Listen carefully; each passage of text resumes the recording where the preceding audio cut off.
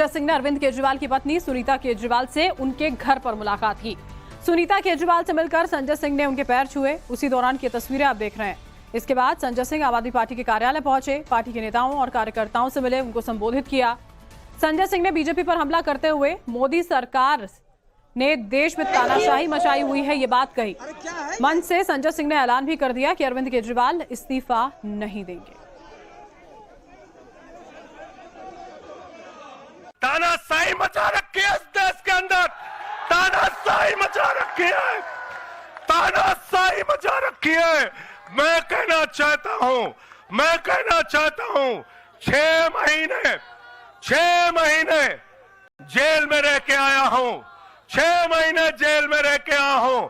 नरेंद्र मोदी जी, कान खोलकर सुन लो, आम आदमी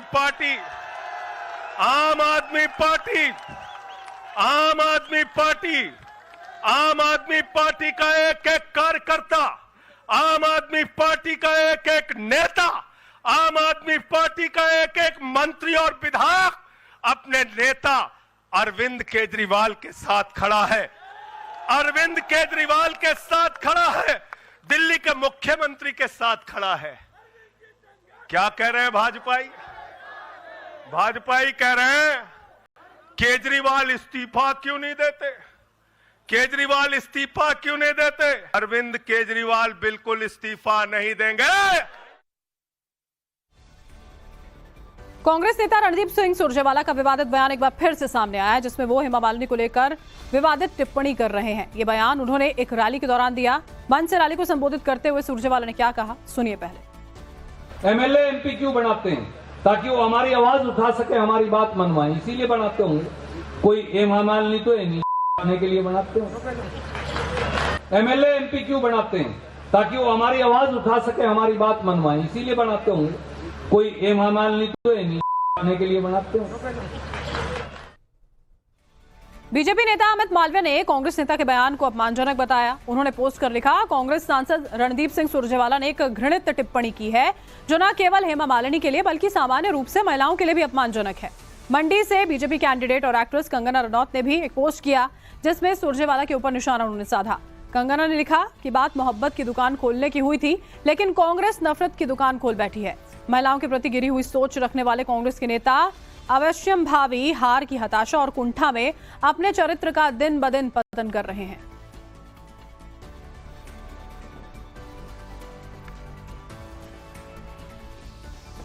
लालू प्रसाद यादव की बेटी रोहिणी आचार्य के सारण से चुनाव लड़ने के साथ ही यह सीट बिहार की सबसे हाई प्रोफाइल सीट हो गई है।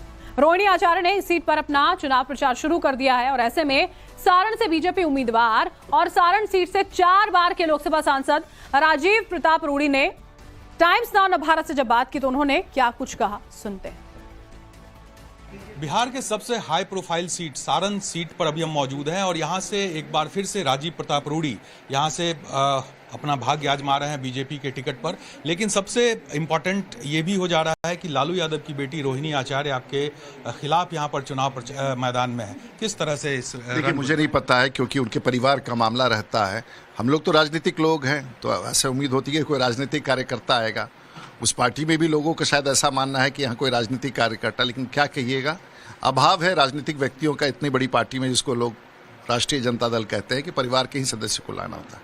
कई बार ये सवाल उठता है कि आखिर ये एक ऐसी पॉलिटिकल पार्टी है कि उसमें राबड़ी देवी ही चुनाव लड़ती हैं, उसमें लालू यादव ही चुनाव लड़ते हैं, उसमें तेजस्वी यादव ही चुनाव लड़ते हैं, उसमें तेज प्रताप ही चुनाव लड़ते हैं, अब उनकी बेटी आके चुनाव लड़, तो क्या ऐसे राजनीतिक पार्टियों के पास कैंडिडेट का अभाव है? एक बड़ा सवाल खड़ा होता है और वही सवाल सारण में भी शायद खड़ा होने की संभावना है। अपने लालू यादव के खिलाफ भी लड़ाई लड़ी है, राबड़ी देवी के खिलाफ। जब लालू जी यहाँ के मुख्यमंत्री थे तब उनके खिलाफ, उनके कैंडिडेट के खिलाफ हम चुनाव लड़ चुके हैं। उस दौरान भी हम एक बार जीत चुके हैं। लालू जी की श्रीमती जी राबड़ी देवी भी चुनाव मेरे खिलाफ लड़ चुकी है, उनके खिलाफ भी मैं जीत चुका हूँ। उनके समधी भी मेरे खिलाफ चुनाव लड़ चुके हैं, उनके खिलाफ भी मैं जीत चुका हूँ। तो इतिहास कोई खराब नहीं है इस परिवार को टक्कर देने का। आज रोहिणी ने भी अपने चुनाव अभियान की शुरुआत उन्होंने की है। है, लेकिन कल उन्होंने पहले सोनपुर में मंदिर में पूजा की और आज भी अपने चुनाव प्रचार अभियान के तहत कई मंदिरों में वो गई, पूजा पाठ कर रही हैं। वो कह रही है कि शक्ति के उपासक है हम, नहीं, और शक्ति का बिल्कुल। आशीर्वाद। देखिए, अब तो पूरा भारत जो है ना भगवान के शरण में और भगवान राम के शरण में है, तो अब तो भगवान के शरण में सब राजनीतिक पार्टियों को और सब नेताओं को जाना होगा। ये दूसरी बात है कि भगवान का आशीर्वाद किसको मिलेगा ये किसी को नहीं पता है। छत्तीसगढ़ के नेता प्रतिपक्ष चरणदास महंत के विवादित बयान पर मुख्यमंत्री विष्णुदेव साय ने पलटवार किया। सीएम साय ने खुद को पीएम मोदी का परिवार बताया और चरणदास और कांग्रेस को चुनौती देते हुए कहा कि अगर उनमें हिम्मत है तो पहली लाठी उन्हें मारें।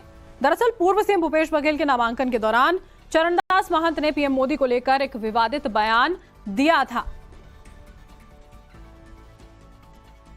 चरणदास महंत जी ने जो प्रधानमंत्री जी के लिए टिप्पणी किया, वहां के लोगों से कहा कि आप लोग भूपेश बघेल को जिताइए और यही मोदी जी के सिर में लठ मार सकता है,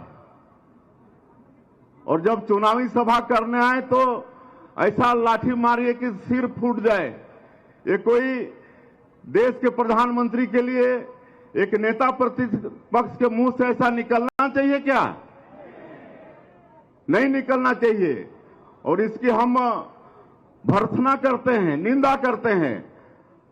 और आज मैं कहता हूं कांग्रेसिया मन से कि अगर वो मन में हिम्मत है तो मैं भी मोदी परिवार के सदस्य हूं, वो पहला लाठी मोला मारें, मोर सिर में मारें। और आज वायरल वीडियोस में क्या कुछ खास है दिखाते हैं आपको आज के